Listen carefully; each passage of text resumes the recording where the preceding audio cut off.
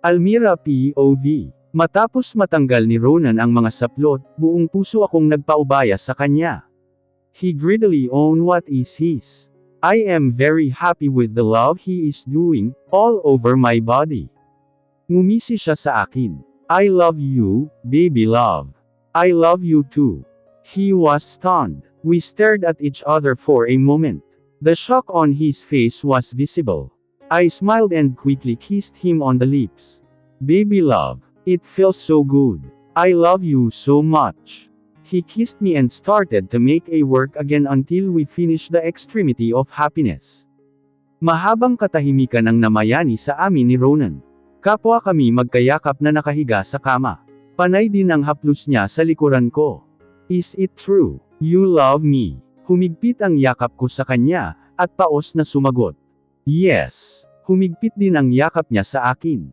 Thank you baby love. I love you so much. Napabungisngis ako. Tumitig ako sa kanya at ngumiti. Saglit pa itong napatulala, at sunod-sunod na napamura. Baby love naman, ngiti mo palang para na akong nasa ulap. Kaunting dikit lang ng balat natin, nag-iinit na ako. Nanlaki ang mga mata ko sa kanya, bastos. Hamalakhak siya at mabilis na nagnakaw ng isang halik sa ilong, kaya napasimangot ako. Sa katahimikan na nangyari, ay biglang naalala ko ang mga sinabi niya sa akin kanina. Ronan, pwede na ba akong magtanong?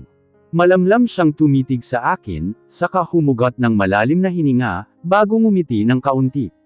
Sige baby love. Una, pwede bang palayain mo na si Kuya Kenny sa kulungan? Sabi naman ng mommy mo alam mo na ang totoo, na mali lang pala ang lahat, ginamit lang ang pangalan niya para makapangluko. Biktima din naman ang kuya ko.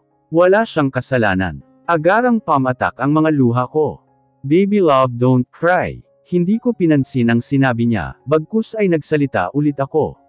Gusto lang naman ni kuya na magkaroon kami ng sariling lupa at bahay. Para hindi na kami mangupahan, kaya sana pakawalan niyo na siya. Humawak ito sa pisngi ko, at marahang pinunasan ang mga luhang pumapatak sa mata ko. Baby love, hindi totoong ikinulong ko ang kuya mo. Napamaang ako sa kanya. Nasa safe house ko siya. Gusto mo ba siyang makita? Pwede. Tumango ito bago ngumiti, oo naman, pero bukas na baby love, maggagabi na, sasanduan ko siya bukas at dadalhin dito. Salamat. Humigpit ang yakap ko dito na siyang ikinahalakhak niya. Baby love, lalo mong ginigising ang isa ko pang diwa. Kinurot ko ito sa tagiliran, kaya lalo itong napahalakhak. Kainis ka talaga. Masakit yun, pero totoo naman kasi. Nagtanong pa ako sa kanya nang may maalala. Ronan, bakit pala dinismiss niyo ang kasong isinampa ni kuya, not that gusto kong makasuhan ng mom mo. Call her mommy, gusto mo bang magalit siya sa iyo? Napanguso ako at napailing. Okay mommy. Napangisi siya ulit, kaya lalong hamaba ang pagkakanguso ko. Stop that. Lalo kang gumaganda sa paningin ko. Binuntunan pa niya ng malakas na tawa ang sinabi. Baby love, kaya dinismiss yun dahil walang sapat na ebidensya. Ang tanging pinasa lang ng kuya mo ay pekeng titulo. At kasunduan sa papel na hindi pwedeng i-consider. Bakit? Kasi pangalan lang naman ni mommy ang nakalagay doon, yes may pirma pero hindi naman ganon ang pirma ni mommy. Lack of evidence, kaya binasura ng korte. And yes, sa kwento na isinaad ni Kenny ay totoo ngang nangyari iyon, pero kasi baby love, hindi sapat ang mga salitang binitawan ng kuya mo, hanggat walang ebidensya. Ang anumang salita or testimonya ay pwedeng maging kasinungalingan ng walang ebidensya. Kaya madaling na ibasura ang kaso. Don't worry baby love na huli na ang babaeng ng loko sa kuya mo. Sisiguraduhin kong magbabayad siya. Mabuti naman. Napakagat ako ng labi. Napatawa ito kaya kinurot ko siya sa bewang.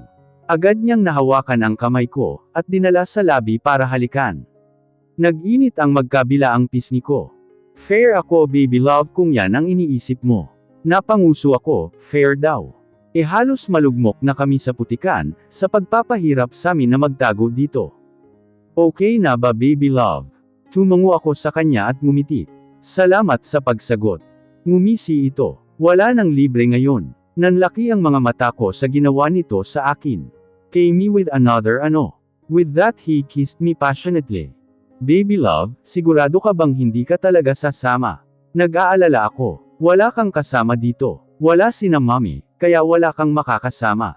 Bahagya ko siyang nginitian. Okay lang naman ako dito. Basta mamayang gabi Pagka-uwi mo, kasama mo na si Kuya. Lumapit siya sa akin at humawak sa magkabilaang bewang ko. Napanguso ako nang magnakaw siya ng isang halik sa labi ko. Okay, mag-iingat ka. Tawagan mo ako kapag may problema, o kaya kapag may kailangan ka, magsabi ka lang sa mga katulong, okay? Tumango ako sa kanya. Dumiretso akong kusina nang makaalis si Ronan. Nagugutom na ako. Gutom na kami ng baby ko. Ni hindi ko pa pala nasasabi sa kanya ang tungkol sa baby namin. Siguro mamaya na lang kapag dumating na sila ni Kuya. Hello po, Lady Almira, kayo po pala. Ano pong gusto niyong kainin? Ipagluluto ko po kayo. Napakagat ako sa labi nang tawagin niya akong Lady Almira.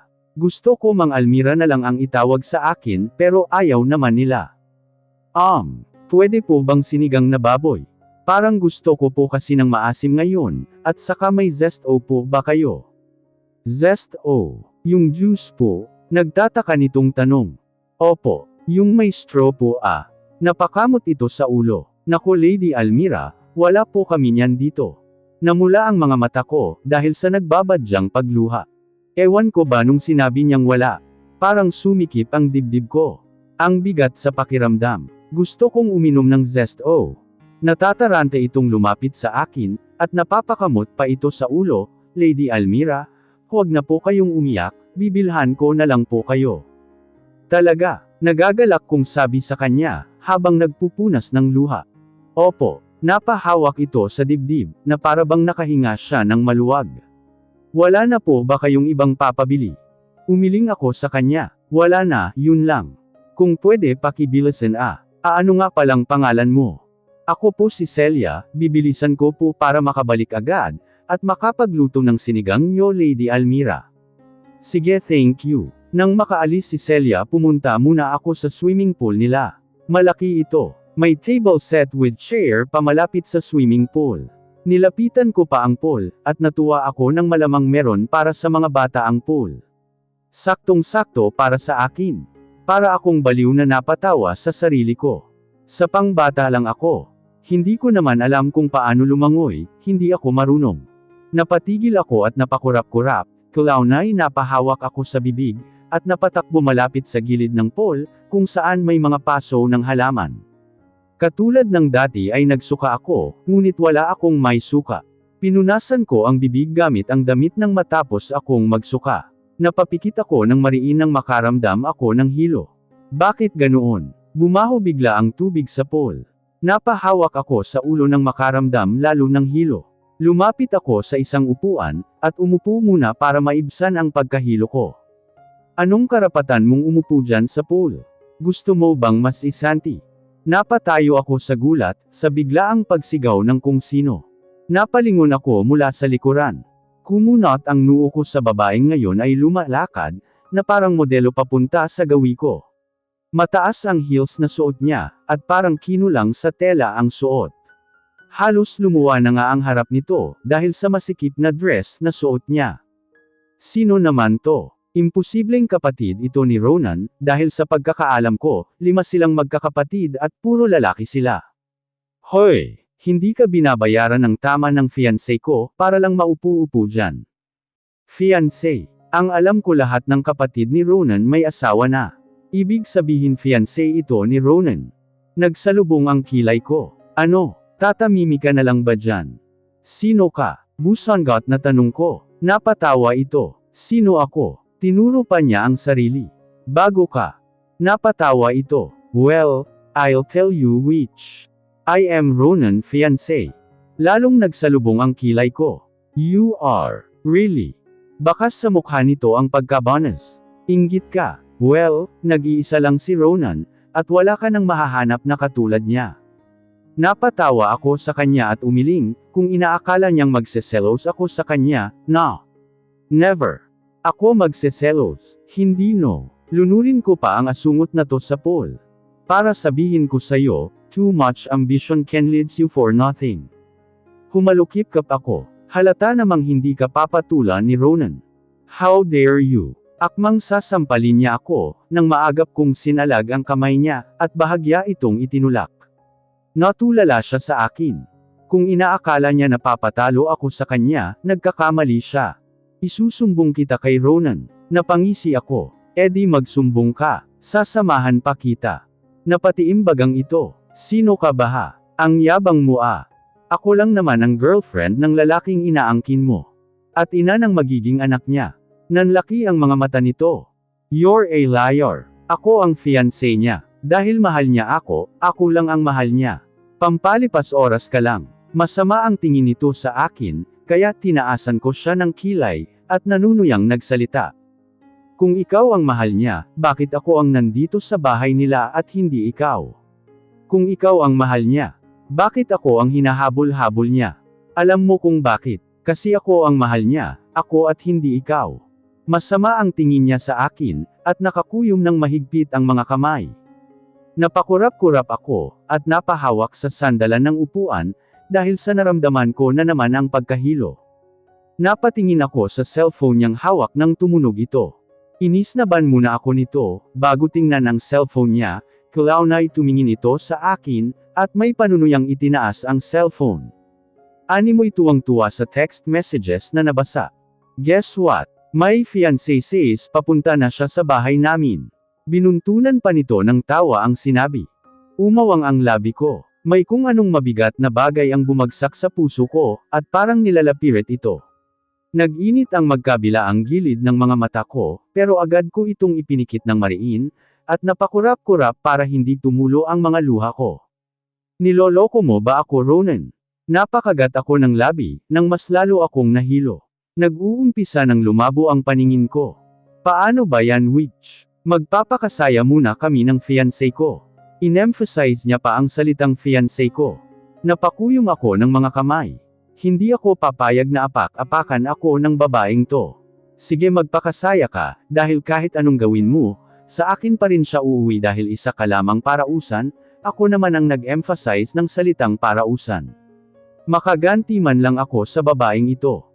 Tinalikuran ko siya dahil balak ko nang pumasok sa loob, dahil hindi ko na talaga kaya ang pagkahilo. Walang hiya ka. Nagulat ako nang sugurin at sabunutin ako nito, mula sa likod.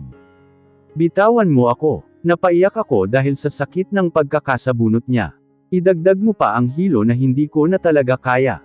Ito ang bagay sa'yo. Sinipa ko ito mula sa likuran, pero maling move pala ang ginawa ko, dahil nadulas ako at nahulog sa pangbatang pool. Tumama ang ulo ko sa kanto. Kitang-kita ko kung paano maghalo ang dugong mula sa ulo ko, at sa tubig mula sa pool. Nablangko ang utak ko. Namigat ang mga mata ko. Magkahalong sakit at hilo ang naramdaman ko. Bago ako mawalan ng ulirat, narinig ko pa ang natatarantang pagsigaw ng hingi ng tulong ni Celia. Ang sunod-sunod na pagdating ng maraming katulong, at mga bodyguard. Ang pagkagulo ng lahat at pagkataranta. Ang pagbabante ni Celia sa babaeng asungot, at ang pagtalon nito sa swimming pool. Lady Almira, sigaw ng katulong. Anong ginawa mo? Aksidente yon. Hindi ako, nauutal na sabi ng babaeng asungot. Tulong, tulong, tulungan niyo kami si Lady Almira. Nanlilisik ang mga mata na binantaan ni Celia ang babae. Magtago ka na dahil hahantingin at matitikman mo ang galit ni Senyor ito Ronan sa ginawa mo itong sa babaeng mahal na mahal niya.